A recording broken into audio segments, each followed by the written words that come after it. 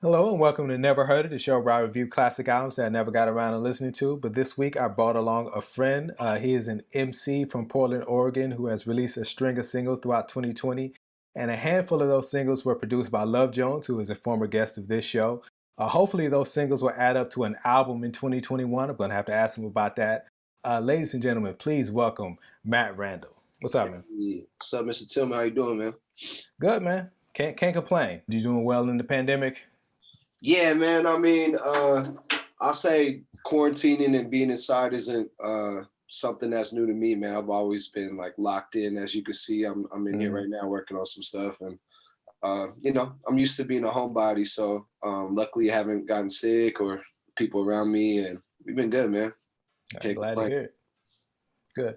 So this interview is special, new for two reasons. One, you're the first rapper that I've talked to. I've only talked to producers so far. So you're the first rapper.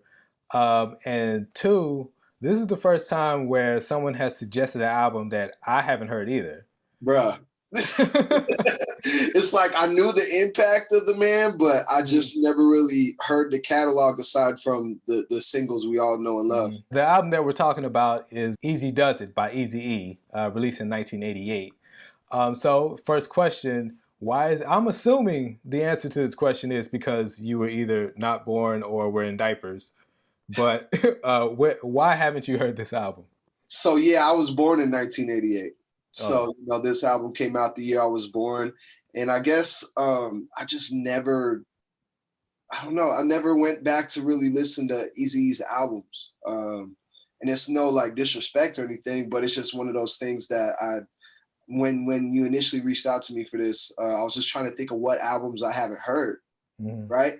And that was one of the few that I was just like scrolling through my mind, trying to think, and that was one of the ones that I never heard. So, that's what it really was. Later on, did you like get into Eazy-E? Like, did you listen to the NWA albums or anything? Definitely NWA, man. Definitely know NWA. Definitely, I've heard the NWA album before. So I would say that, but I've never heard Eazy's solo discography, even though it felt like an NWA album. As I was listening to this, you got Ren on everything, Cube, Dre, so it felt like a NWA album anyway. Especially that was the content. Yeah, I know. Absolutely. Especially with the content, brother, man. I didn't realize it until I listened to the album that this is kind of like a NWA album. Yeah. Like they're all on the cover. Except for, like there's one person that's in the shadows. I'm assuming that's Dr. Dre. But like if you like zoom in and look, he didn't write his own stuff. So I assume like Ice Cube and Ren were writing the stuff. Yeah. But like I didn't realize it like they were on it too, and they were such a huge part of it. Let's talk about the album then. So what was your initial reaction to the album? I mean, definitely when I heard it, I was just like, wow, man. Like I'm actually about to pull it up right now. From the jump, the intro, was just crazy. I feel like he was kind of doing like a Jacket for the Beast type thing. Do you listen to DJ Quick? Yeah. I always knew that he was a fan. But like when I hear like Eazy-E's voice and DJ Quick's voice, I'm like, oh my God, like this is where it came from. In fact, like DJ Quick actually did a version of Easier Said Than Done on one of his albums. He called it Quicker Said Than Done. Were there any songs that stuck out to you? I would say obviously Boys in the Hood. You know what I mean? Classic. You know what I mean? That's the first thing I think of. And also, that was the first song he ever recorded. Yeah, right, exactly. Like that's crazy to think. And then I would say, what was that one? I think was it Eazy-Duz-It? Yes, because of that. I love that, and I remember it's been flipped. I forgot who flipped it, but I always loved that. So yeah, I would say Eazy-Duz-It as well. Those are like the two standout ones for me. Yeah, Eazy-Duz-It is crazy. I didn't realize, like I'm familiar with the song, but like it wasn't until like I went back and listened to it, like how many times like the beat changes in it. Man, so many samples, like it changes so many times, and it's like it starts almost 3 times. Like it starts out. I'm assuming that's Miss Chalet on the intro. I can't imagine anyone else has that voice. Yeah, right. I didn't even think that. It had to have been her. Yeah, I imagine it's her, and she's singing. It's a version of the Gumby theme, and then they go into "Ball of Confusion" Yeah. by the Temptations. Yep. Then they do a verse, and then they go into the actual song, and then that song has so many samples. I didn't realize it when I was a kid listening to it. I knew the song, but like I was like, wow, this song changes a lot throughout it. Yeah, it was impressive how that was one thing I was impressed about, all the samples and how they, like I said, they were just flipping the beats through, and it was just nuts, man. Like that was ahead of his time. What about We Want Easy? What you think about that one? Easy. You know, I like that record. You know, definitely like Eazy. I think the one thing I like about Eazy had that confidence. You know what I'm saying? He had that flair and that bravado. So, you know, he made records that essentially was just like, y'all gonna love this. You know what I'm saying? Like everybody ate up NWA. You know, obviously he was a visionary for that. And then, you know, bringing on Ruthless, you know what I'm saying? Bringing on like Bone Thugs and Harmony and things like that. He always had that vision. Have you ever seen the video for it? Oh, no, I haven't seen it. I need to. I'm about to go back and watch it after this. The theme of the video is basically Eazy-E gets locked in jail and he can't do the concert. So Ren and Dr. Dre are on stage and they're rapping, and then Eazy-E is on a big screen in the back rapping from jail. Oh, that's fire. And then at the end of the video, he jumps out of the screen. He apparently breaks out of jail, jumps out of the screen, starts rapping on stage. That's some WWF shit right there. Yeah, it's crazy. And also because of the huge, it's a Bootsy Collins sample. And I don't know if this is true, but at the end of the video, Bootsy Collins like does like a little bit, and supposedly they didn't clear the sample. So Bootsy said, well, I'm not going to ask you for any money or anything, but as long as you let me in the video, it's yours. Hey. I don't know if that's true or not, but that's the story I heard. Go sample it, man. Like, you know if he's with it. Yeah. Usually, like, see, that's a crazy story. I would have never knew that. So, you know, obviously experiencing with sampling and what I've seen, and a lot of times either the family or the artists don't usually like to clear the sample. So, like, for that to happen, and all Boosie want to do is be in the video, let Boosie in the video. Like, come on now, amazing. Like, it's an easy money. Who don't want Boosie calls in the video anyway? Yeah, that's an awesome story. That's crazy. Wow, I never knew that. Yeah, that's crazy. Was there anything that you didn't like about it?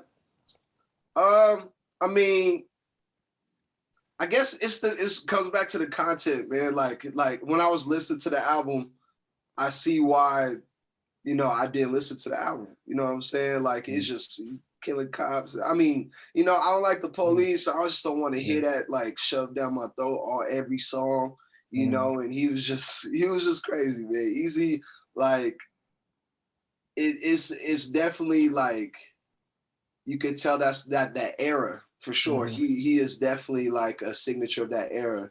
But, you know, it's just hard for me to like fully listen to it. You know what I'm saying? That shit make me want to like go commit some crimes. I'm just like, dog, like, it just give me that angry energy, you know what I'm saying? But you know, that's why I think the classics stick out the most for me, is that, like, you know, I can hear it in small doses as opposed to just like a full album of you know, negativity. You know, but Eazy a legend. Rest in peace, Eazy. You know what I'm saying? Like, I understand for that era, it did what it did and it spoke volumes. But like, I guess, you know, for me coming up, I'm like a underground hip hop fan. You know what I'm saying? Like, my favorite rappers are like Mos Def, Talib Kweli, Common, people like that. You know, Lil Brother, Peep Slum. You know, so it was, I wasn't really like too big on gangster rap anyway. So yeah. For me, like the first, I assume like this album was divided into halves because it was like, at the time it was either cassettes or vinyl. So so like the first half of it is all like the gangster stuff that you expect, and the second half is kind of radio friendly. He actually has a song called Radio on here. He do. Yeah. And where he's like not cursing and anything. And I don't know, those songs kind of fell flat. It's kind of like, because like you see the intention, and sometimes like when you try to show that intention, it could be a dud. You know what I mean? And unfortunately, like, I felt the same way. Yeah, a lot of stuff on the second half kind of was like, all right, well, Yeah, I was yeah. like, And Eazy also, tried. yeah, and also like in general, a little Eazy goes a long way. Like I prefer him like with the group. Yeah, Like I like, you know, if it had been, I think the reason why I kind of didn't listen to this album because I assumed it would have been wall to wall Eazy-E, yeah, which is like, I mean, like I respect him, but like it's not like he's the greatest rapper in the world. It's right, almost all personality. right. So I think that's probably why I shied away from the album too.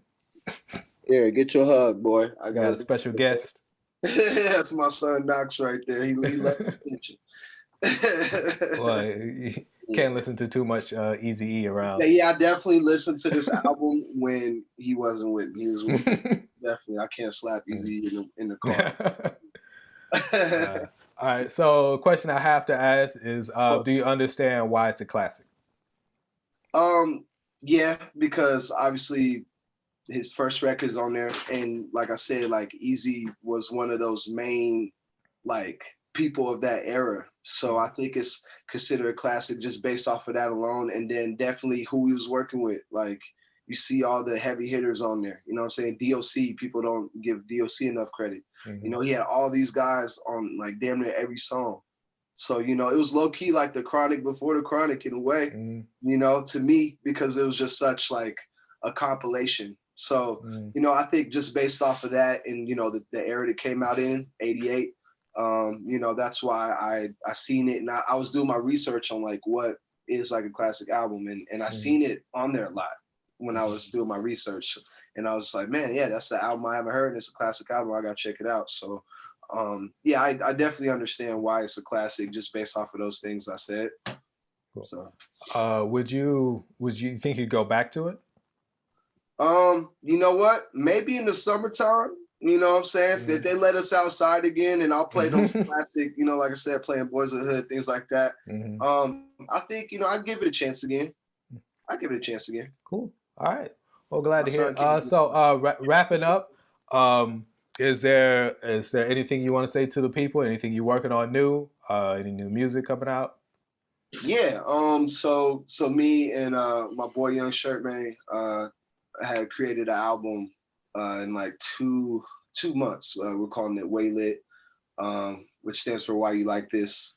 Something we always say to each other. Just when we get together, the energy is like crazy. So we got an album coming out in April.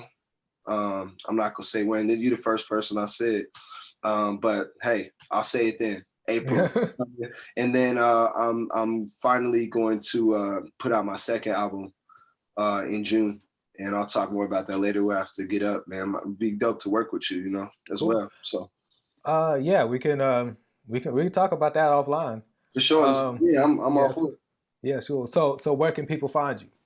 Yeah, man. I think the best way to find me, man, is Google. You know, Mat Randol. As long as you spell it right, man, you'll find all my music. I'm on Apple. I'm on Spotify, Tidal. You know, all streaming platforms. I gotta get my website back up, but Google's the best way. All right, cool. All right, so have you heard Eazy-Duz-It? Are you still bumping it to this day? I'm going to keep reviewing albums until I run out. This is two guys on the internet that don't know everything. Peace. Peace.